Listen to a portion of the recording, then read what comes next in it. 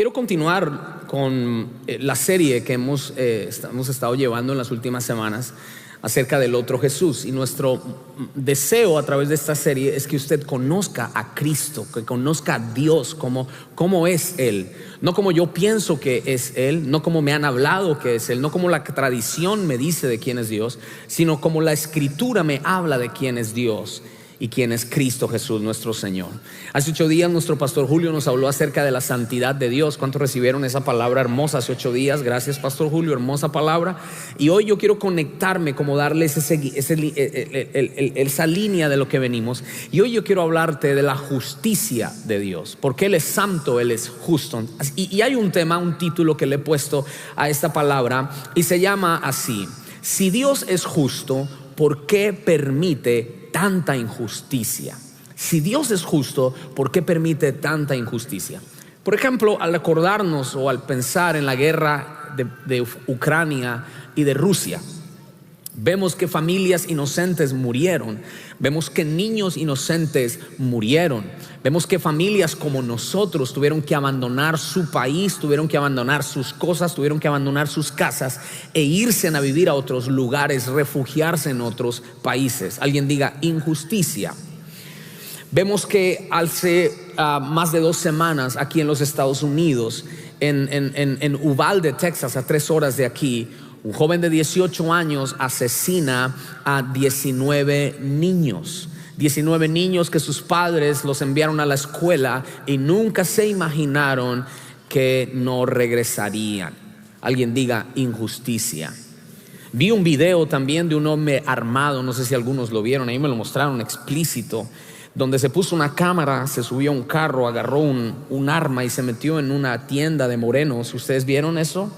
Y los asesinó literalmente, y vi un hombre blanco y se disculpó con él, oh sorry, y siguió matando a los morenos. ¿Cómo se llama eso? Injusticia. Vemos cosas injustas porque muchas personas llegaron a esa tienda inocentes a hacer un mercado y llevarlo a su casa, y la muerte los sorprendió. Entonces uno piensa en esto y en tantas cosas, y uno dice, ¿por qué Dios permite tanta injusticia y no hace nada? Yo quiero preguntarles, ¿cuántos de ustedes han hablado con gente que no cree en Dios y te salen con eso? Si Dios existiera, entonces ¿por qué existe el mal? Si Dios fuera bueno, entonces ¿por qué deja que violen a tanta gente? Y tomémoslo a nivel personal. Muchos de nosotros no solamente mirando las noticias, hablemos de nuestra propia vida.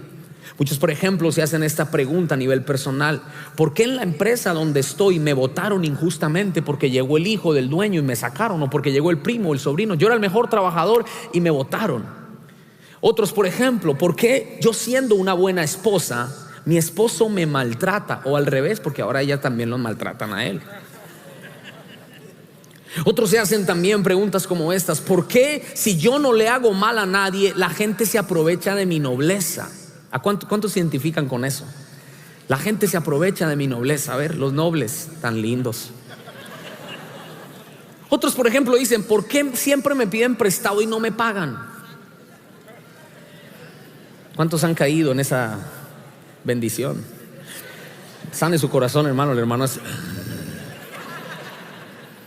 Otros, por ejemplo: ¿por qué me ignoran? Todo el mundo me ignora. Fui al doctor, al psicólogo, y le dije: doctor, todo el mundo me ignora. Y él dice: el siguiente, hasta el doctor me ignora.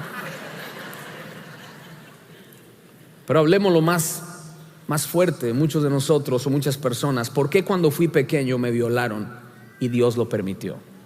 ¿Por qué Dios no hizo nada con ese abusador? ¿Por qué muchos culpables están libres y muchos inocentes están presos? Alguien diga injusticia. Porque hay gente tan mala, que yo veo que en vez de ser más pobres, prosperan esos sinvergüenzas. Les va bien en el trabajo, y yo los veo todas las cosas malas que hacen, y como que no les duele nada. No sé cuántos se identifican, que usted ve gente mala que les va bien, y uno en la mente de uno dice: pura injusticia. Yo te voy a decir algo: no nos alcanzaría el día ni la noche hablando acerca de las injusticias que hemos visto y que hemos vivido. Pero si vemos la justicia desde nuestros propios ojos, nunca la entenderemos. Si vemos la justicia de Dios desde nuestra propia perspectiva, nunca la entenderé. Pero a los ojos de Dios y a la luz de la palabra, entiendo que no es que Dios sea injusto, sino que el hombre es injusto. Mi abuela decía, hace el mono y se espanta. O sea, en los pueblos donde hay sembrados construyen hacen algo que se llama el espantapájaros. No sé si ha escuchado espantapájaros. Algunos de ustedes, parece un espantapájaro, ¿no le han dicho ese piropo? Y el espantapájaro es un muñeco que ponen para ahuyentar a las aves que vienen a comerse la cosecha. Entonces hay una frase muy típica que es: tú mismo construyes el espantapájaro y después te espantas. Y eso es lo que ha hecho el hombre. El hombre, a causa de tu injusticia, se ha vuelto tan malo que se espanta de sí mismo. Así que el hombre es el injusto. Y déjame empezar con esta frase: las injusticias que vemos no son por causa de la insensibilidad de Dios, son por causa de la insensibilidad del hombre. Toda la maldad que vemos no es porque Dios sea insensible, sino porque el hombre se ha vuelto insensible. ¿Y qué significa la palabra justo? Alguien diga esa palabra fuerte: justo.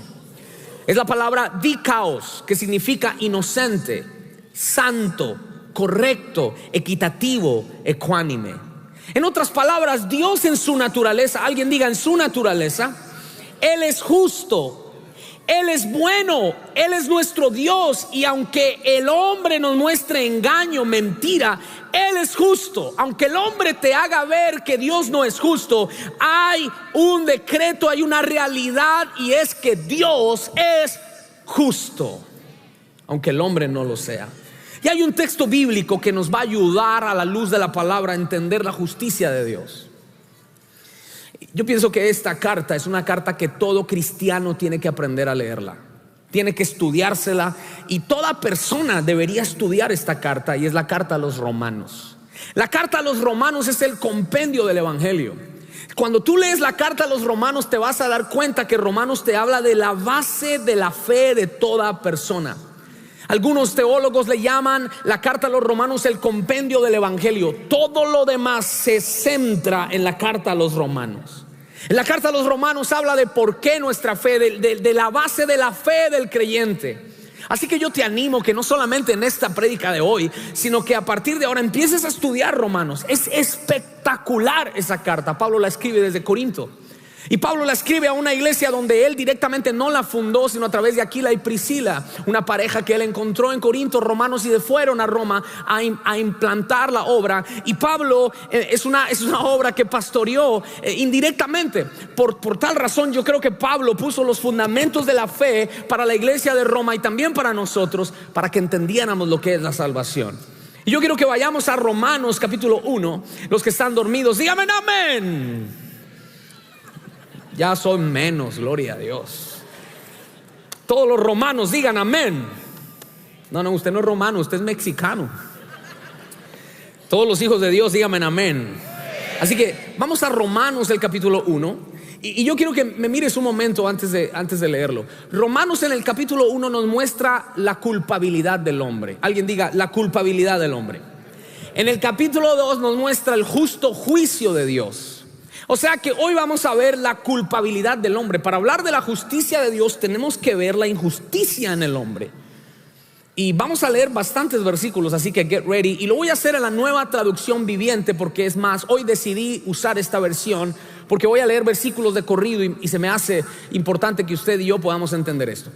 Dice la escritura, hablando de, alguien diga conmigo, del hombre. Pero el hombre sin Cristo, dice así: afirmaban ser sabios, pero se convirtieron en completos necios. ¿Cuántos eran así? ¿Cuántos son así? No levante la mano.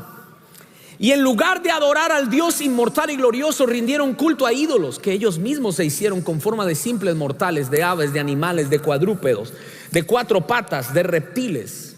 Entonces Dios los abandonó para que hicieran todas las cosas vergonzosas que deseaban en su corazón.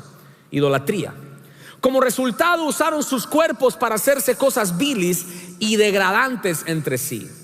Entonces ahora ya no estamos hablando solamente de imágenes o cultos a los animales, sino cambiaron la verdad acerca de Dios por una mentira. ¿Cuánta gente vive así hoy? Y así rindieron culto y sirvieron a las cosas que Dios creó, pero no al Creador mismo, quien es digno de eterna alabanza. Y la iglesia de Grace Español y Online dicen amén.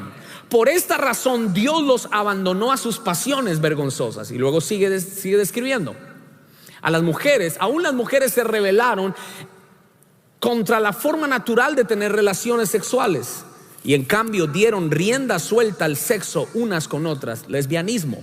Los hombres, por su parte, en lugar de tener relaciones sexuales normales con la mujer, ardieron en pasiones unos con otros. Los hombres hicieron cosas vergonzosas con otros hombres, y como consecuencia de este pecado sufrieron dentro de sí el castigo que merecían, por pensar que era una tontería reconocer a Dios.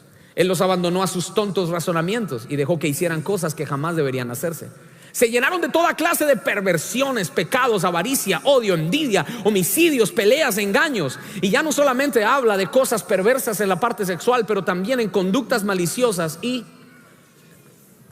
son traidores, insolentes, arrogantes, fanfarrones y gente que odia a Dios. Inventan nuevas formas de pecar.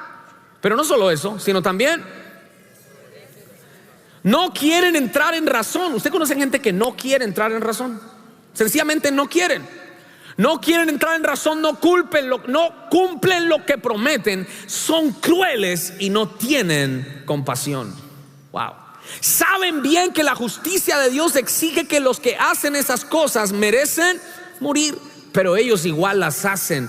Y peor, aún incitan a otros a que también lo hagan. Eso es el hombre sin Cristo.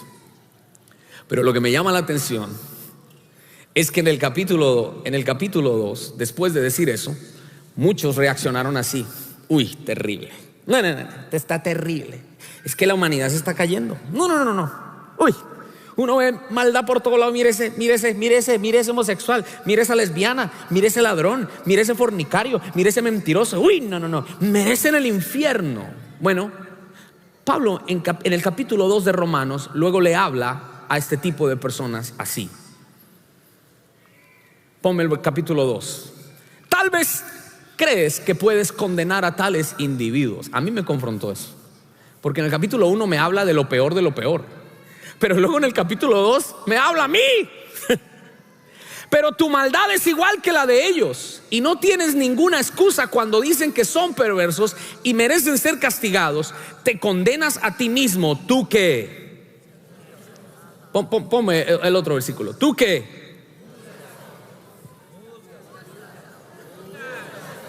Entonces en el capítulo 1 Pablo habla del hombre pervertido, y en el capítulo 2 habla del hombre que juzga. Y tanto el pervertido como el que juzga, los dos son injustos. Espere. Tanto el pervertido, tanto el que se acuesta con hombres siendo hombre, como el que está sentado en la silla de una iglesia levantando las manos, juzgándolo a él, ambos son dignos de muerte.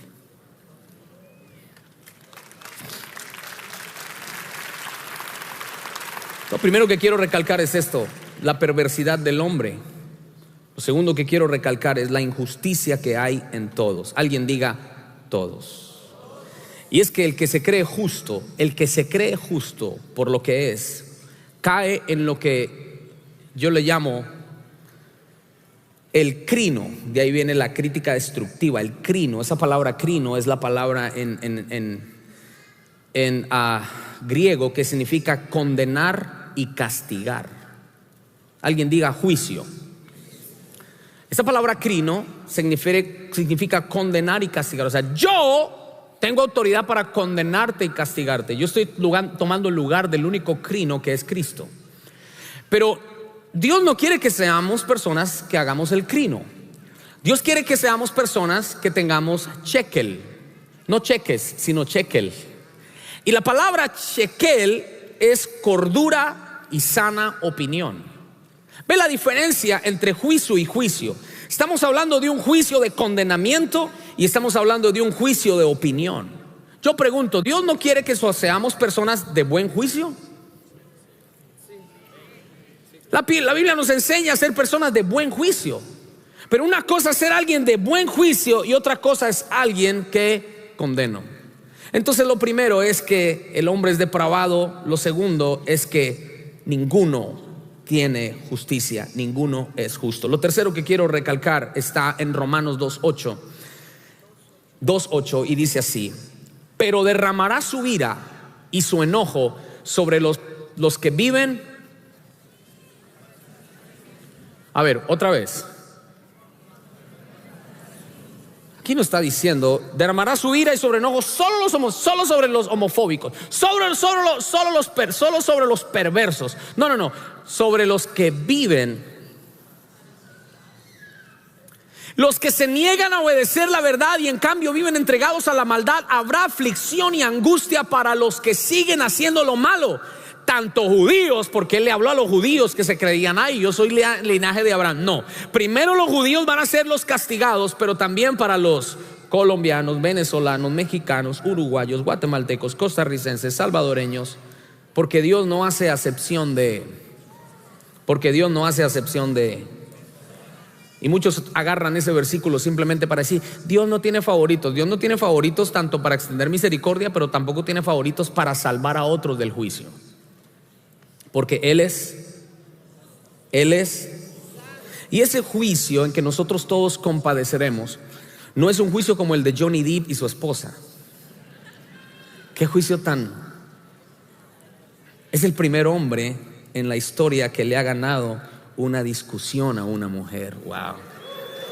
Johnny Depp se merece un aplauso. Y ahora todo el mundo quiere mandar a esa señora a la paila, la tercera paila, que se queme en fuego lento. Mentirosa, retrechera. No vamos a hablar de eso.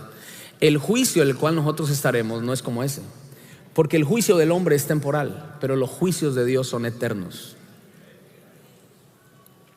Así que concluimos, amén, concluimos que nadie es justo. Diga conmigo eso fuerte, 1, 2, 3.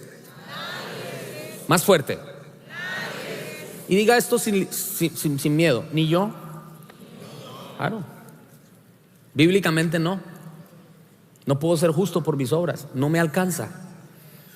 Dice Romanos 3:10. Se lo pongo por la palabra para algunos que dicen, eso es mi vecino. Yo no, hermano. Bueno, yo no lo dije. Lo dijo el apóstol Pablo con la guianza del Espíritu Santo. 1, 2, 3. Otra vez. No escucho, estoy sordo. Es decir, después de que todo les he dicho, está la conclusión.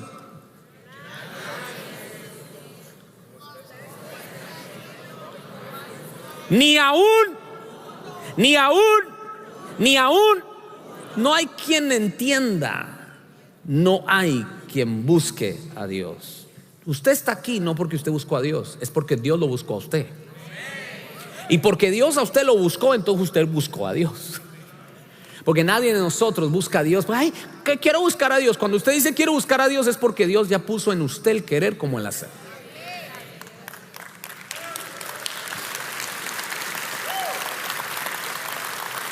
Entonces recapitulemos. El hombre es perverso, no hay un solo justo, y a todos nos espera un juicio justo.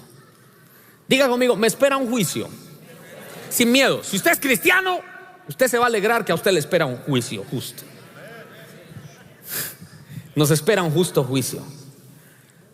Entonces, Pastor David, volvamos al tema de la injusticia. ¿Cómo, viendo tanta injusticia, yo puedo vivir en justicia? Yo no puedo entender la mente de Dios y no puedo entender cómo Dios, siendo justo, permite tanta injusticia.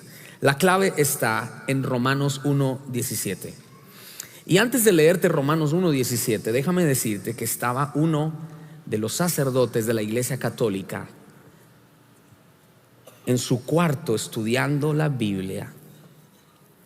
Y cuando él estaba estudiando la Biblia, había una inconformidad en este hombre. Tenía todos los doctorados, tenía toda una carrera religiosa, pero cuando se encontró con este texto que vamos a leer, el Espíritu Santo lo renovó, lo transformó, sus ojos se abrieron y por él se generó la reforma, y por la reforma nació la iglesia cristiana protestante. Les estoy hablando de Martín Lutero. El texto que vamos a leer fue el texto que cambió la vida por completo de Martín Lutero. Que mientras tú bostezas escuchándome aquí, Lutero estaba llorando quebrantado por el Espíritu Santo al leer las mismas palabras. Porque en el Evangelio, que significa la buena noticia, la justicia de Dios se revela por fe y para fe, como está escrito: mas el justo por la fe vivirá. Denle un aplauso a esa palabra de Dios hermosa. Y esto es lo que el Señor me dijo, escúchame, esto es lo que el Espíritu Santo me habló. Me dijo: David, sin fe es imposible que entiendas la justicia y la injusticia. Sin fe en Cristo vas a estar sufriendo por el resto de tu vida cuando te hagan injusticias. Es imposible vivir sano, feliz y ser justo en un mundo lleno de injusticia a menos que sea por fe. Porque la justicia de Dios, alguien diga fuerte, se revela. O sea, la justicia de Dios se le quita el velo y se manifiesta solo a aquellos que por fe creen en Jesús. Por eso el que no tiene a Jesús en su corazón no entiende por qué lo abusaron y carga amargura toda su vida. Por eso el que no cree en el sacrificio de Jesús maldice a todo el mundo por haber recibido esa maldición desde pequeño. Por eso el que no tiene a Jesús en su corazón, por cosas pequeñas tan triviales, se va de una iglesia, deja una relación y empieza a volverse loco. Pero el que tiene a Cristo y el que vive en la fe del Hijo de Dios entiende que Él fue el primero que vivió las injusticias antes que nosotros naciéramos. Lo que yo te estoy diciendo y toda la teología que te acabo de hablar es importante, porque si no te daría un mensaje motivacional, y las iglesias están llenas de mensajes motivacionales. Pero si yo te enseño doctrina, te estoy poniendo bases firmes en la fe para que afuera el diablo no te haga pedazos. ¿En qué lo aplico esto que te estoy diciendo? Que aún en medio de las injusticias de la vida, tú puedas entender que la justicia de Dios se revela a través de la fe en Cristo.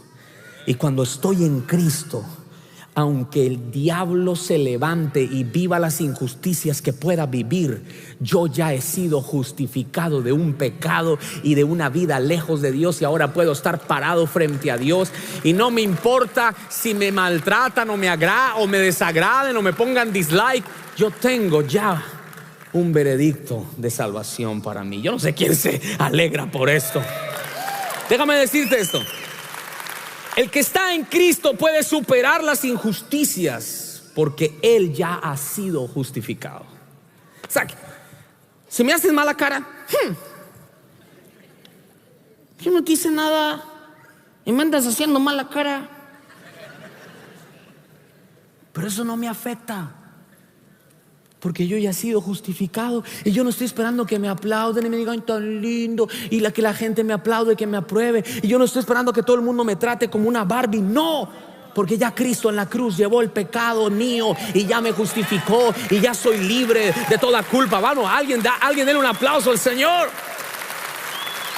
Entonces escuche, cuando por la fe en Cristo yo soy declarado justo, puedo entender que la injusticia más grande Cristo ya la cargó por mí. Romanos 3:23, sigo en Romanos. Léase Romanos, estudie Romanos. En vez de estar viendo el Chavo del 8, estudie Romanos. Pues todos hemos pecado.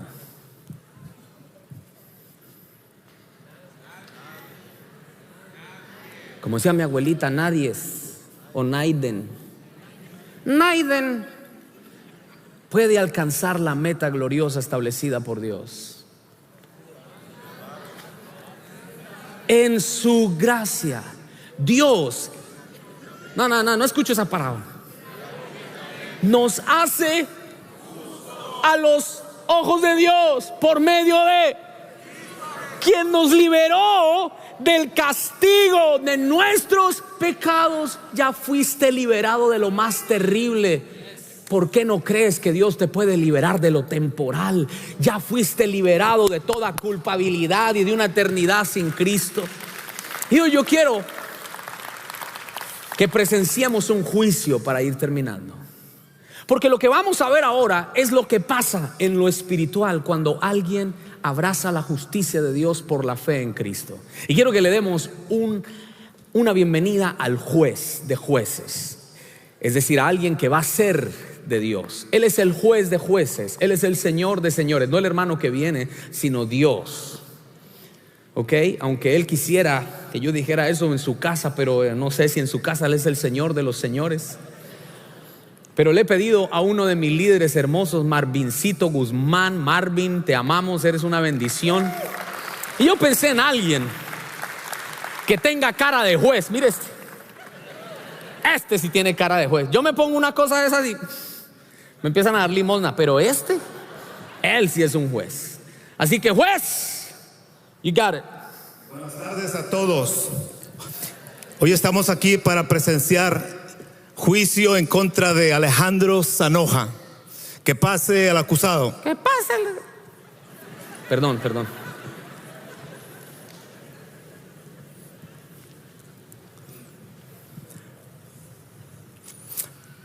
También queremos que pase el acusador. Ay, papá. Denle un aplauso al acusador. Casi nadie.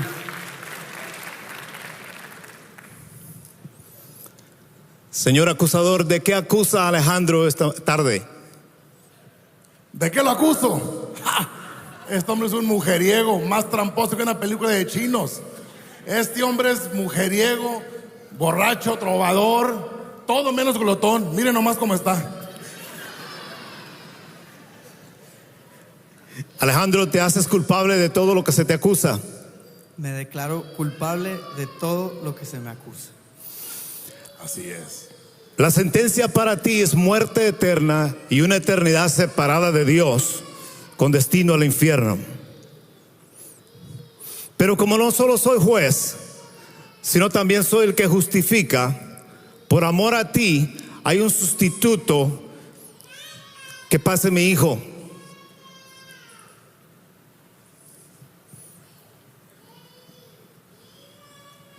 Eche para acá, diablo mentiroso. Te reprendo. Hijo, mírame. Cambia tu lamento en gozo, porque yo soy Jesucristo. Yo derroté a este chancludo en la cruz del Calvario. Y ahí morí por tus pecados, por tus iniquidades y por tus errores. Párate, hijo. Yo te amo.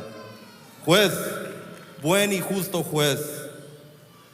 Yo tomo todo lo que le corresponde a él, toda su iniquidad, el pecado, la muerte que él se merece, toda la iniquidad que caiga sobre mí.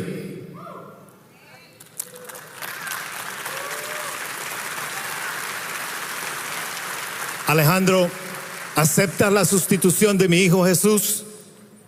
Acepto en la sustitución y en su salvación.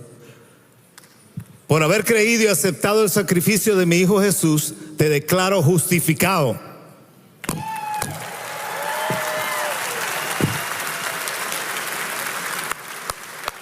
Un aplauso al Señor.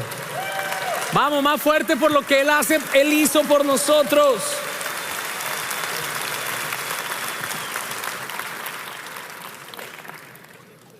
Cuando entiendo que he sido librado del juicio eterno, esto es una palabra que para alguien la va a liberar.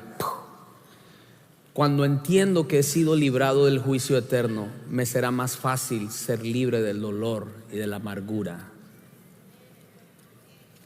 que las injusticias de la vida me den. Y quiero terminar con 3 pasos prácticos basados en la Escritura de cómo caminar en justicia. 3 pasos prácticos. El primero, espera y confía en el justo juicio de Dios. Voy a repetirlo. Espera y confía en el justo juicio de Dios. Dice Romanos 2:5. Pero por tu dureza y por tu corazón no arrepentido, atesoras para ti mismo ira, alguien diga, para el día de la ira y de la revelación del justo juicio de Dios, el cual pagará a cada uno conforme a sus obras. Hay 2 juicios, mírenme. El gran trono, el juicio, el tribunal de Cristo será el juicio donde Dios recompensará las obras de sus hijos. Ahí yo creo que tú y yo vamos a estar. Y el Señor va a decirle a esa mujer que fue fiel a un medio de que su marido quiso hacer lo que quiso, te va a decir: bien, buen sierva fiel, en lo poco fuiste fiel, en lo mucho te pondré, entra en el gozo de tu Señor. Pero hay un juicio para los que no recibieron el sacrificio del juez, de Cristo el sustituto. Y ese juicio será para condenación, donde Dios dirá a algunos: apártense de mí, hacedores de maldad, nunca les conocí. Pero yo hice milagros en tu nombre, nunca te conocí. Pero yo eché fuera a los demonios, nunca te conocí. Pero yo di de comer al pobre, nunca te conocí. Porque fuiste a la iglesia, levantaste las manos, cantabas las canciones, pero nunca me obedeciste. Fuiste un necio. Y ahí es cuando la ira de Dios se va a manifestar sobre aquellos, porque es una ira acumulativa, es una ira reservada, es una ira que viene conteniéndose, pero por su gran amor y misericordia Dios está esperando a que se arrepienta el hombre, a que nos arrepintamos. Pero por la dureza del corazón del hombre viene el día de la ira de Dios. Hoy no se predica mucho de eso,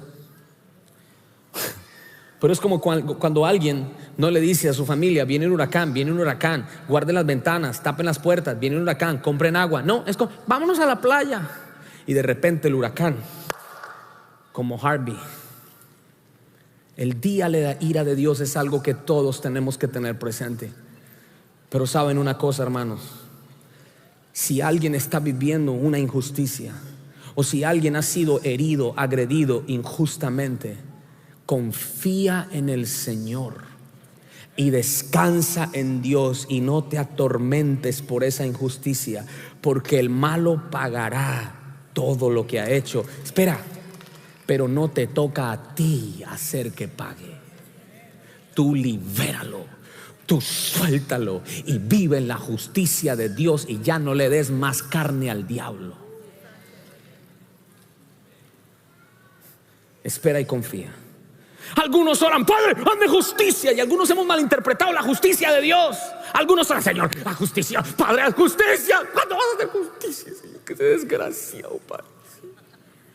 No, escuche. Usted pide justicia, ¿de verdad? Usted quiere, yo quiero la justicia de Dios.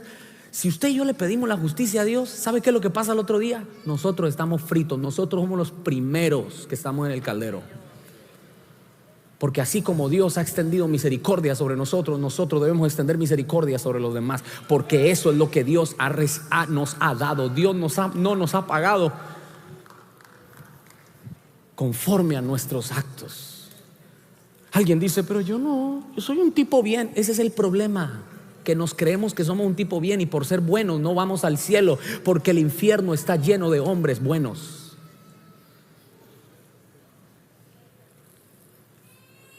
Démosle gracias a Dios, porque sus misericordias están todos los días sobre nuestra vida. Y es por su misericordia que yo estoy sentado y usted está sentado y yo estoy parado aquí compartiéndole. Número 2, rápido, termino. Párate en la justicia de Dios y no en la tuya. Párate en la justicia de Dios y no en la tuya. Me encanta el versículo 3, capítulo 3, versículo 27.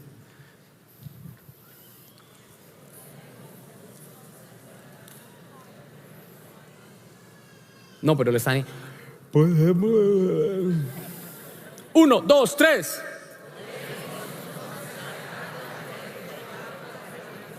La respuesta es. ¿Y por qué entonces tanto cristiano, después de haber sido redimido, piensa después de 10 años o un año de convertido, se las cree que ahora pues, aleluya, bola de impíos, aleluya? Este versículo es para ti. No te jactes de tus obras, porque el que se jacta pierde misericordia con aquellos que la necesitan, porque un día tú la recibiste. No te jactes, porque nunca tú hiciste ni yo hice nada para ser aceptados. Él nos aceptó. Yo no me porto bien para ser salvo. Yo me porto bien porque soy salvo. Voy a decirlo otra vez. Yo no me porto bien para ser salvo. Eso es lo que hacen los legalistas. Y le ponen a la gente un peso religioso para que Dios los acepte. No, yo no me porto bien para que sea salvo. Yo me porto bien como resultado de ser nueva criatura y hago buenas obras. Entonces no te pares en la justicia tuya, porque a mí me tocó, y termino ya estoy terminando. ¿Me regalan un minuto? A mí me tocó este texto porque yo siempre lo he visto de una manera diferente. Un rey en los tiempos de Daniel. Este rey se llamó Belsasar, un rey caldeo. Tomó las herramientas, utensilios del templo de Dios, hizo una fiesta, se emborrachó, y hubo un dedo que escribió en la pared: Mene, mene, tekel, uparsine, en lengua aramea.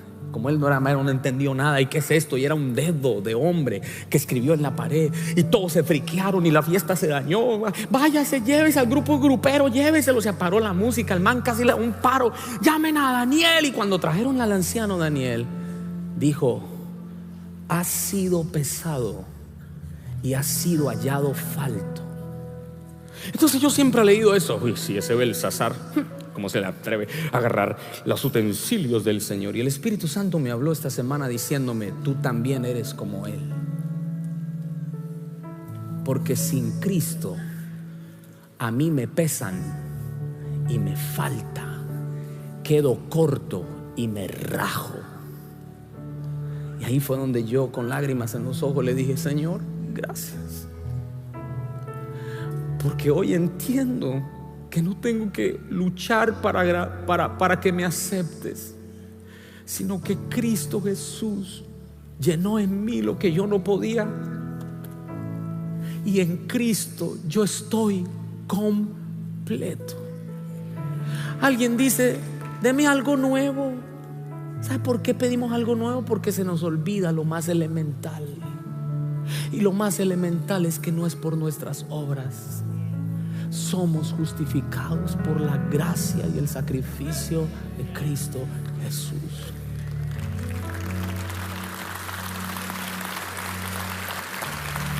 Y termino. Número 3. Permanece en las buenas obras. Permanece en las buenas obras. Romanos 2:6 nos da una promesa: el cual pagará a cada uno conforme a sus obras. Levante su mano, esa palabra es para usted. Vida eterna a los que... Póngase de pie, ya terminé. Vida eterna a los que... No escucho. Vida eterna a los que... No escucho. Vida eterna a los que... Fuerte. Vida eterna ¿a qué? A los que perseverando en bien hacer. Que otros sean injustos, tú no. Que otros sean desobedientes, nosotros no. Que otros sean infieles a sus esposas, nosotros no. Alguien tiene que estar en la misma línea de lo que yo le estoy diciendo. Que otros digan mentiras, usted tiene que responder: yo no.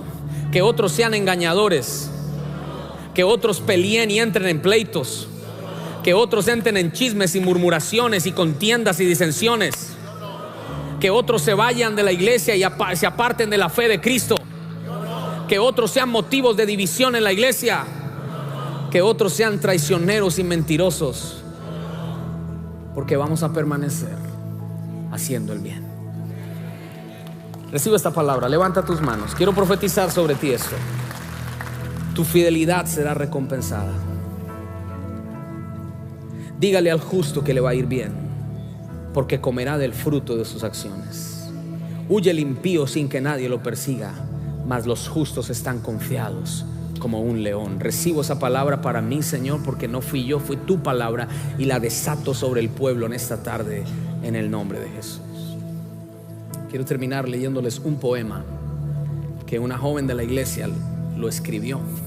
Yo cuando le escuché un poema en un prematrimonial que estoy haciendo con ellos, dijo un poema para el novio, y cuando escribió ese poema yo dije: wow, esta muchacha sabe escribir. Le dije: ¿sabes qué? Hazme un poema de la justicia de Dios y mi injusticia.